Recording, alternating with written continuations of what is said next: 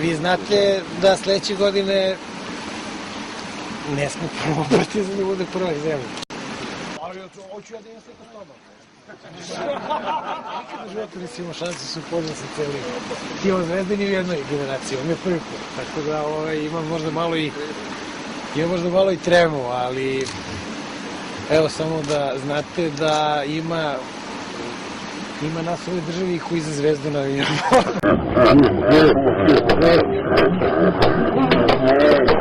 Ima nas hvala da krali voda! I vi znate da sledeće godine ne sme prvo Partizan da bude prvak zemlje.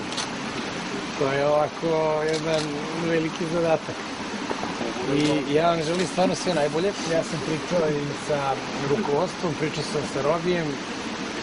Uradit ćemo sve šta možemo da se pomogne.